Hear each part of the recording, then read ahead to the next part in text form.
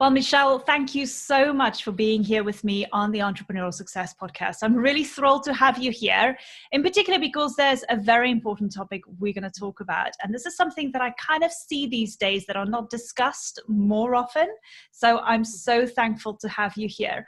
Before we get started, why don't you just introduce yourself and tell us a little bit about what you do? Sure. So my name is Michelle Burkhard. I am the owner and chief inspiration officer of Grow by One Leadership Development Company. So we really, honestly, the sole existence of our company is to help others grow, grow by one. The essence is that we help individuals and groups grow just by one step at a time, very methodically, very consistently. Whether it be in your personal or your professional life, but we tend to focus on the leadership aspect. So leading yourself and leading others really well. So do that through a series of different methods, lots of live events, and also these kinds of events now, because we're in the pandemic, which is an amazing opportunity, online courses, all kinds of really great stuff. But honestly, we just love to have fun with people who want to grow. I mean, I remember the first time you and I met, you were talking about you went to so many events, live events before the pandemic, of course. And I almost fell off my chair when you told me how many events you did in a year. And I was like, how on earth do you do that? But I guess that's part of the passion of what you're doing. And, you know, just knowing that you're inspiring so many people with what you do.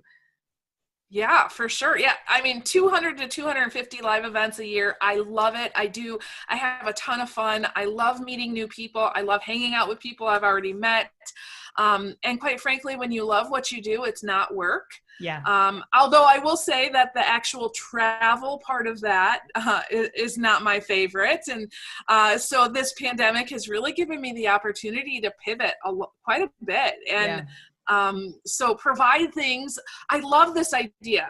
I love the idea of having a lot of my courses that I used to teach all the time that quite frankly are not my favorites anymore, but people still keep requesting them. So now I just record them once and now I have them so it can really help people, but now I can do even more. And so that I think adds to my passion. Yeah, absolutely. Now, one of the things that I always want to know from female entrepreneurs such as yourself is there was always a time for anybody of us where we woke up one morning, so to speak, or we had something happening to us where we just go, oh my gosh, this is what I'm going to do. I'm going to go start my own business.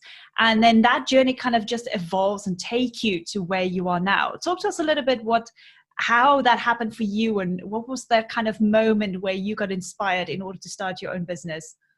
Yeah, so it actually came out of a really rocky time in my life.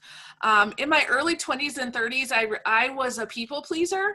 So I really just was trying to make everybody else in my life happy, my parents, my in-laws, my boss, my kids, my husband. I thought that's how you became happy. You just made everybody else happy. And I didn't realize it at the time, but that was extremely stressful. And it was so stressful, honestly, that just over 10 years ago now, I had a stroke. I literally had a stroke. I could not take care of myself. I could not take care of my children. 18 months of physical therapy, occupational therapy, you name it, I had it. And prior to that, I was in the education field and I was teaching young children. And when you experience that kind of medical illness, that was no longer an option. And so here I am, very young, 34. I had no way to take care of myself or others. I really wasn't thinking about starting a business, but I realized I can't go back and do what I was doing before. And so I reached this moment when we saw an expert doctor, and he basically said, Michelle, this type of stroke, first of all, it comes from severe stress, and that was like a ding, ding, ding, I need to take care of myself moment. But he said most people that we know with this type of stroke, they don't recover. So you're probably always going to use a walker. You're always going to have a speech impediment. And at the time they did cognitive tests and said you have a 10th grade cognitive level. And I just remember driving home, and my husband and my father were in the front seat, and they were chatting together about how they were going to take care of me. And I was like, oh my gosh, this is the life I'm going to live, that somebody else is going to take care of me. And that's when I kind of woke up and I said, wait a minute, what if I could do anything? And I had the pleasure of being in that moment of literally, I can dream about anything, and there's nothing in front of me really stopping me, because there's no expectation, right? And so I created this secret plan that I was going to run a 5K. I was going to give a keynote presentation, and I was going to go back to school for my PhD. And so within a year of that diagnosis, I ran my first 5K. Now, I didn't run it. I was more like a turtle stampeding through peanut butter, but I got it done. I gave my first keynote presentation to 600 people on the power of a positive mindset. And I, started looking into, and currently I'm in the process of finishing up my PhD. And so, when I tell this story, people always say, oh my gosh, it's amazing that you recovered from your stroke. And I said, well, no, not actually. That's not the miracle part. The miracle part is that I didn't listen to the doctors. And I think it was really then when I realized, okay, I have a huge blessing here. I literally can do anything I want in life. What do I want to do? And I realized I want to grow, and I want to help other people grow, and I want them to see their value. And I always want to help them see not only their value in the present moment, but their future value. So kind of introducing them to their new self. And that's when Grow by One was born. I just told people, well, I can't teach in a classroom, so I'll just try something else. And so I started speaking, and gosh, the rest is history, so to speak. And I'm just constantly amazed at where I find myself. And, it's funny because when you're so many years down the road after having that kind of an experience, just recently I realized the value of telling that story again, because there's so many people that will look at what I do and what my business does and say, oh my gosh, you're amazing. I could never do that. And I'm kind of on a mission to help people understand, no, if you put me on a pedestal, then you can't be like me. And that's not fair. You can be like me. And by the way, did you know where I came from? And so, that story has really become not just a motivator for what I do and who I work with, but also a kind of an anthem to help people understand you are so much more than what you give yourself credit for. Absolutely. So, stop trying to please everybody in your world, start trying to please you. And when you've got to that place, now you can say, what else can I do? Where else can I go? And who else can I help? Oh, it's an amazing story. And thank you so much for sharing that. I think, so many people can relate to it in so many senses where they had a fallback in their life and they go, oh my gosh, what am I going to do? Am I just going to sit and sulk about it for the rest of my life? And sadly, some people do. But then I would like to think that the majority of the people like yourself had that moment of epiphany almost, where you go like, oh my gosh, this is a new moment. This is a new chapter. I can really do anything I want. And I'm with you with that 100%. We all have that capacity when we can really become and do anything we want. It is so possible. We're just standing in our own way. And that's why I love what we're going to talk about today, which is all about leadership development. And you specifically want to talk about young leaders, and you want to help them obviously to up-level their game, to move on to the next step. So talk to us a little bit about what you do and about that kind of what I can say is how you would take a young leader and move them through in order to up-level to the next step, basically. Yeah. So, if you search leadership, you're going to find a ton of information on the internet. And most of the leadership trainers that I know really focus on the higher level leaders, right? So you're a manager, you're a supervisor, you're a CEO. And there's nothing wrong with that. One thing I've realized over my time, though, and this directly came out of my own experience being a young, inexperienced leader, I didn't really have anybody who understood the place that I was in. And so one thing that we like to do is we like to work with what we call young leaders. So young leaders are people who don't yet have a position. So, they are on a leadership track, so to speak. They want a position, or somebody sees leadership qualities in them. So pre-position, and then also those who have a position, but they're in the first few years and they're really trying to figure it out. And that's a really hard place to be, because you're not only trying to figure out your job, you're trying to figure out how to lead people, which might be completely different than your job. And you're in a very lonely place oftentimes. A place where you don't really feel supported, or maybe the people who are supporting you are your boss, and so you feel, there's some emotions there, and you don't feel like you can really be honest and get that real support that you need. And then there's a whole other group of young leaders. We call them young at heart. They might not be young, might not be inexperienced, but they are still wanting to learn and grow, and they still have that passion. Yeah. So there's several things that we like to do. Obviously, we can do some individual coaching, and that's helpful. But one thing that we really rolled out actually a couple of months ago, we have I guess it's called a membership group. You pay a fee.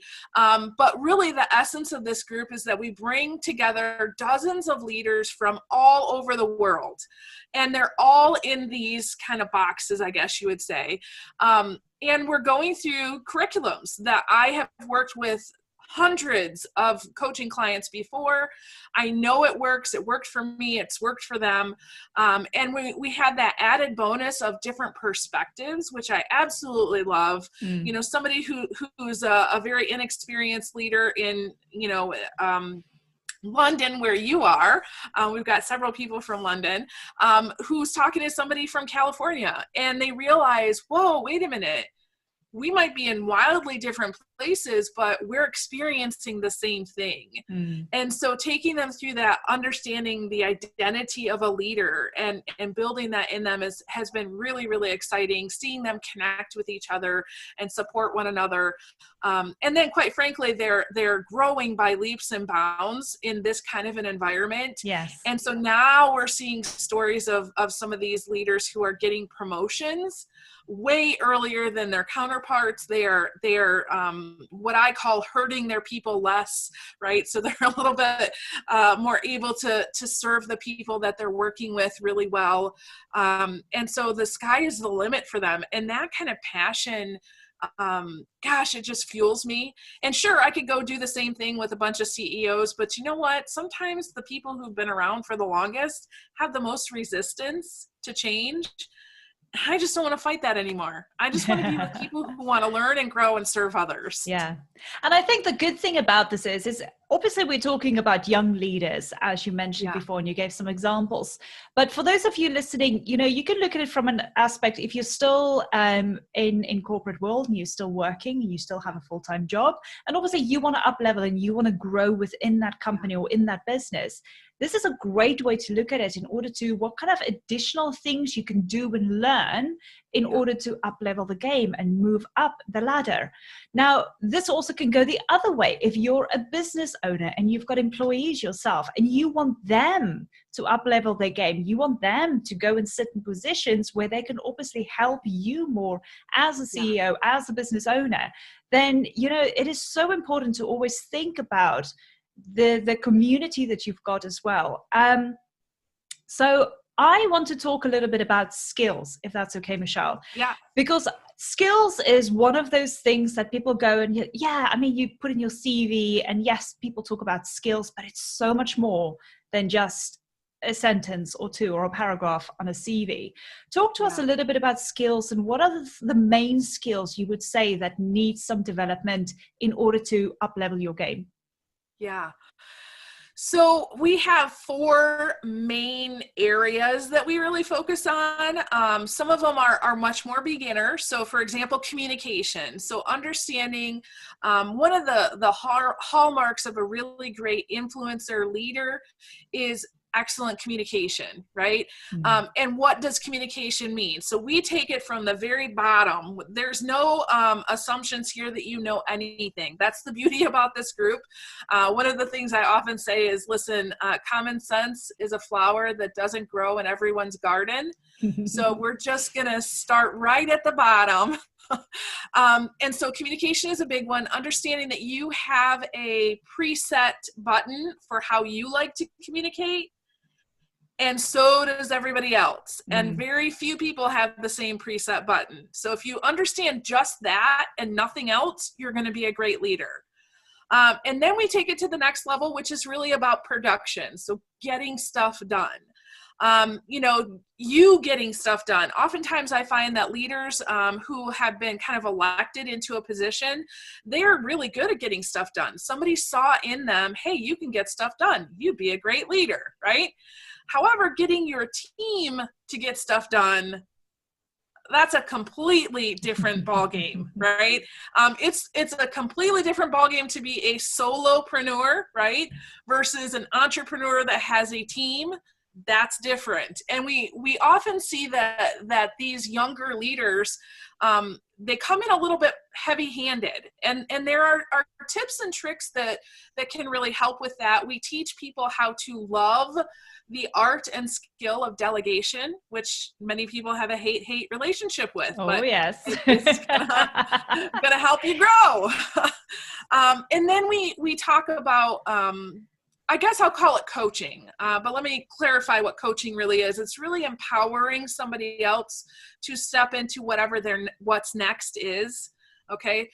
So it's not telling them what to do. It's not yelling at them. It's really helping them think through going beyond just your job description, but who are you? What are you about? Where are you going to your next step? And how can I help you get there? And then the last thing is kind of the how-to we talk about is design. So just this morning, we were talking about the idea of designing your legacy statement. So what do you want people to say about you at your funeral? Designing your life so that you can live your life the way that you want to do it. And designing, hey, how do you design a meeting so that you know that you're not wasting people's time, right? How do you design a project launch, right? So we talk about the thinking that goes into some of those visioning and strategic planning kind of things. So yeah, a little bit of something for everybody. Oh my gosh. And what I love about it is the first one that you mentioned, the first skill, communication. I think that is one of the most important skills. Oh, yeah. And I personally, when I do a coaching, I talk about, I've got 4 strategies that I always work with when I coach my clients. And one of them is the relationship strategy. And what is the relationship strategy? Well, it's about communication, because you've got to build a relationship. And the only way to do that is through communication. And it is just, we think we can communicate, but you know what? We can't. There's so many things that we need to learn about how to communicate effectively. So I completely agree with that. That is one of the ones that definitely stand out to me. And it is a skill. Skills can be learned. It's not something you're born with. It can be learned. Productivity. Oh my gosh. I always say, either you've got to be careful, because either you're busy or you're productive. And there's a very thin line between the two of them. So somebody can be very busy, but are they productive? Can they walk away from the office or from the computer at the end of the day going, I've achieved a lot today, or just going, I was so busy. Can you walk away from your computer or go attend something you need to attend to elsewhere and have your business still run? Exactly. That's really what we're trying to get people to understand, is that you don't have to be the one to do everything, and you shouldn't. And that's why delegation is so important. I mean, I've got a VA and I love delegating to her, because in the beginning, yes, it is hard, because this is your baby when you're running a business, looking from a business aspect where you're running the business, giving what you're holding on and what you want to be brilliant and perfect all the time, handing that over to somebody.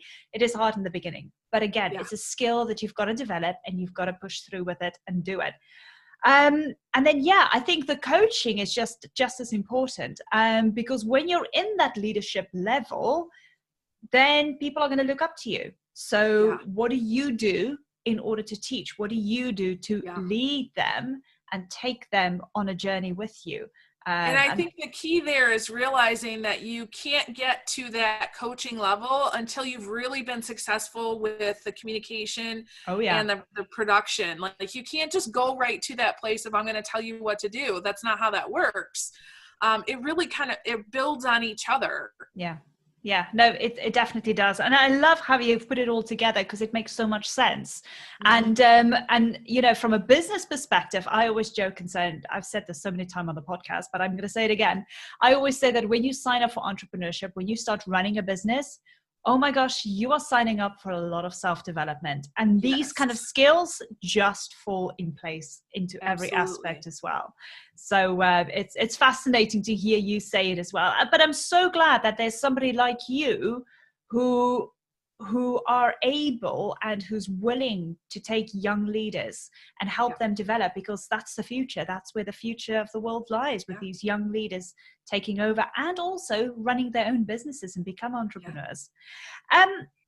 Do you have a couple of tips that you can share for the audience? Because obviously the audience listening now, they're going, yeah, okay, that's great. You know, I want to up-level my game, but I don't have hundreds of dollars or hundreds of pounds to spend on getting somebody to teach me these kind of skills and to help me, you know, taking it up to the next level. Are there a couple of tips that you can share with the audience right now so they can make a note of it and maybe look into it? Sure. So I have two things, and they are free, and they're simple, and they require you to think. Okay. So one thing I know is that oftentimes the things that are simple in life, people tend to negate, right? Because they look for the complex or the expensive thing. That's really going to help me. When in reality, it's the simple ideas that can help you the most. So if you go to any communication training, I promise you what I'm going to share with you right now, they're probably not going to share with you until you've spent a lot of time with them, okay? The one thought that I always tell people is, listen, whenever you're coming into a conversation, whether it be with somebody who's new or somebody that you know, whether it be a coworker or a friend or a family member, when you come into a conversation, if you can come with one assumption, we all have assumptions, right? So even as we're recording this podcast, we have assumptions about how this is going to go, right? But if you can come into any communication item and say, okay, I'm going to assume that I know nothing. I'm going to assume that I know nothing about this person, about their situation, about their need, about what's going on. And then you can begin to just ask questions. So for example, maybe you're with a friend and your friend is having a hard time. They're having a moment is what we call it. And they're struggling a little bit. Maybe you think you know what's going on, or you think you know how to solve their problem. Well, if you come with that assumption that says, I don't know anything, then that leads you to be curious and ask questions. Just being a curious type of person is going to make others look at you like, oh my gosh, you're awesome, you're amazing, right? Yeah. So, and it's hard. It's simple, but it's hard. And I promise you, you can practice that 24/7 with whoever you're with. You don't have to practice that one just at work, okay? Because who you are at work is who you are at home, and vice versa. Yeah. And also, I think the one thing that what you're saying about not assuming, but going in with the mindset of, I don't know it all, which in fact we don't, but then that makes you a very good listener. Yes, because now you're listening to somebody and they feel they can honestly just talk to you. So again, that builds that relationship instantly with that individual, by you not assuming and not interrupting them and giving them that space to talk and you listening. Oh my gosh, best tip ever, guys. Write it down. You got to use this. And like I said, it's so simple, but it covers so many. If you go to a seminar and they teach you about relationship building, they're going to tell you all of these wonderful things. But guess what? If you do this one thing, you'll do all of those other things too. So it's kind of looking at what is the real target here that we're shooting for. So if you can get there into that mindset, you're good. Now, the second tip that I'm going to give you is about productivity. And this one, again, is about how you think. So there's a difference between your to-do list and priorities. Most people, what they do is they create their to-do list and then they number them based on what needs to get done, okay? And that might help you for a time. But if you're really looking to really up level, and especially if you're an entrepreneur, guess what? You've got a to-do list longer than your arm and everything's a priority. So what do you do? Exactly. So you've got to come up with something a little bit different. This is where you got to step back and go, wait a minute. First of all, how do I want to live my life? How do I want to design my life, right? So for example, this next week, I've got one day that's all set aside for just thinking and planning and working on things. One day that's set aside just for rest time to build with my family and my relationships and myself. Another day is for building. So I've got some projects coming up that I need to build some online things that I currently don't have an assistant for, but I'm working on that because I know enough about it that I can delegate that, right? But those are really big priorities for me. I know when I can step back and get my rest and I can take that thinking time, that I come up with things that are and simplify them in such a way that now the week after, I'm just going to look and go, okay, what do I have to do today? Oh, there you go. Oftentimes I work maybe 4-6 hours a day, and I can get more done now than maybe 5 years ago if I would work all day long. Yeah. And it's because I look at it and I go, wait a minute, how do I want to live my life? And then from there, I make decisions. So if it doesn't align with where I'm currently going, then I say no. And you can't say no until you know what your yes is. Yeah. And the other thing I've always learned as well is for everything that you say yes to, you got to say no to something else. So you've got to be very careful in how you mitigate and how you plan your schedule, your calendar. Because if you cram it all in, oh my gosh, overwhelm is going to be your next best friend, and you don't want that. And I love this idea that a mentor taught me a while ago. Begin with the end in mind. Yes. Right? So you don't do anything unless you understand what the outcome is going to be. So for example, for those of you who are out there and you're in the speaking, training, coaching field, which is a lot of entrepreneurs these days, and now with the pandemic, even more, let me just say that you always begin with the end in mind. So let's say I'm going to do a course or a training. I'm thinking through not only what I want to teach people here, but what do I want them to do after, right? Or if I'm doing a podcast episode, what do I want them to do after this episode? If I'm leading a meeting with my team, what do I want to happen at the end of this meeting? And then once you have that understood, now you can plan the rest of it. Because what I often see is people will plan really great content. Oh, this is awesome. This is amazing. And they have nothing for somebody to follow through on. And that's honestly, in my thinking, it's unethical, because you're coming in, it's kind of like a doctor coming in and saying, yep, you've been diagnosed this disease, and just kind of walking away. Well, wait a minute, where's the help I really need, right? And I find that especially very new leaders in this entrepreneur field too, they have a kind of a love-hate relationship with sales. They don't understand what sales is. That sales is a conversation. It's an invitation. It's a, hey, come hang out with me for a little bit. Yeah. And that's something to work on, something to fix. My gosh, maybe next time we need to do a podcast episode on sales. Ooh, that would be fun. Watch this space, everyone. I can see a great episode coming up. Oh my gosh, this has been so amazing, Michelle. I just really appreciate the fact that I had you here on the podcast, and the fact that we can talk about leadership development a little bit more, because like I said, it's something that I haven't seen a lot of. Yes, there are a lot of coaches, a lot of mindset coaches. But yeah, I think from a leadership aspect, there hasn't been a lot more visibility on it. So I'm so thankful to have you here on the podcast and share that. My pleasure. No, gosh, before we conclude with everything, I know you mentioned the membership earlier on, and we want to make this available for the audience. So you call it the Empowered Leaders Group, and I think it Yes. is so good. I think it's amazing what you're doing.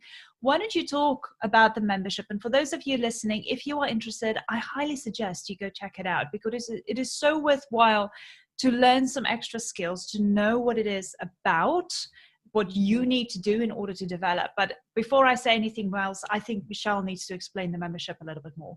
Yeah, so it's pretty simple. And again, don't discount it because it's simple.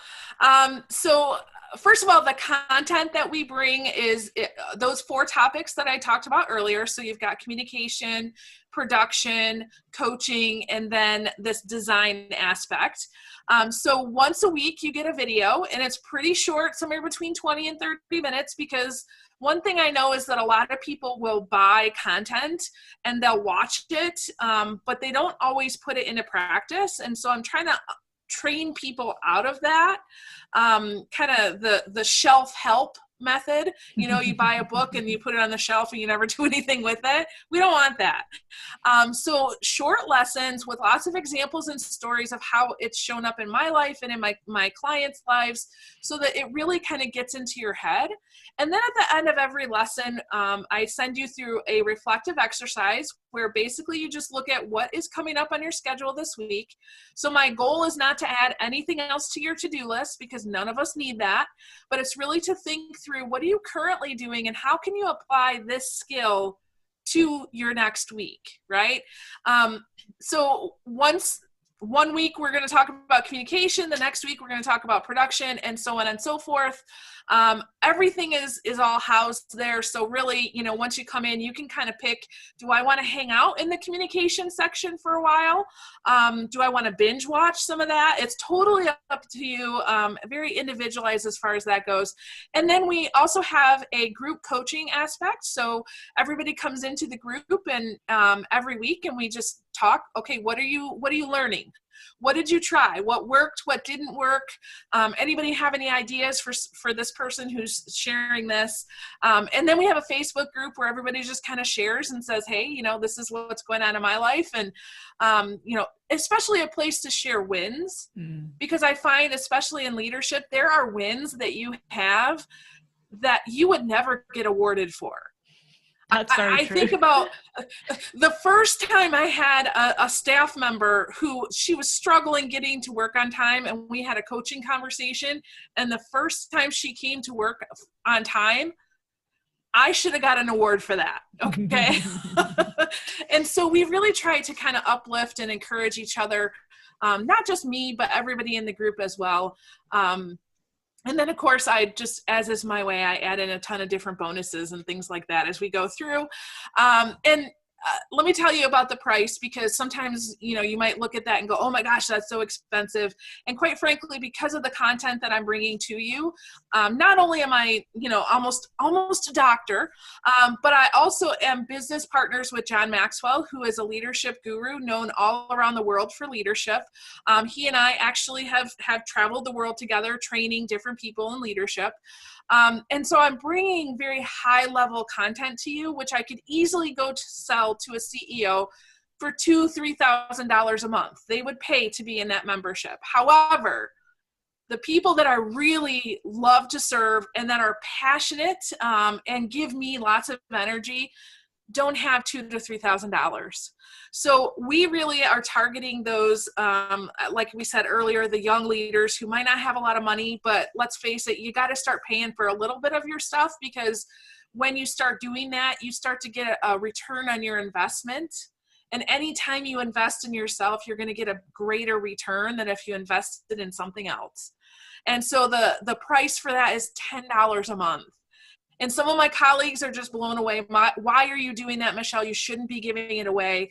And I say, you know what? Here's the thing. We've got a lot of people out there who, man, if they could give $10 a month and they could have access to this content and take it and run with it, they are going to be the people that change the world. And I want to be a part of a group of people who want to change the world. Yeah.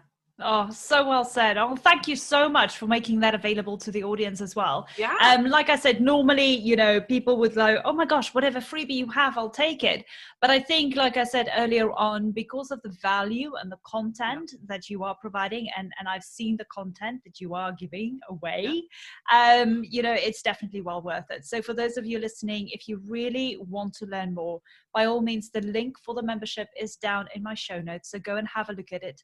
If you have any questions, you can reach out to Michelle. Her website details are also there in the show notes. So reach out to her, stalk her a little bit, That's right. chat with her, whatever you want to do in order to know a little bit more. And I'm sure she'd be more than happy to have a chat with you and to help you out as well. Michelle, thank you so much again for being here. I really appreciate it. And I think it is just an amazing amount of work that you're doing, especially for young leaders. And just looking forward to seeing how this is all going for you. Awesome. Thank you so much. My pleasure. It's been amazing. It's awesome. Amazing. Oh, well, thank you so much. We'll keep in touch fairly soon. Okay. Sounds great. Bye-bye.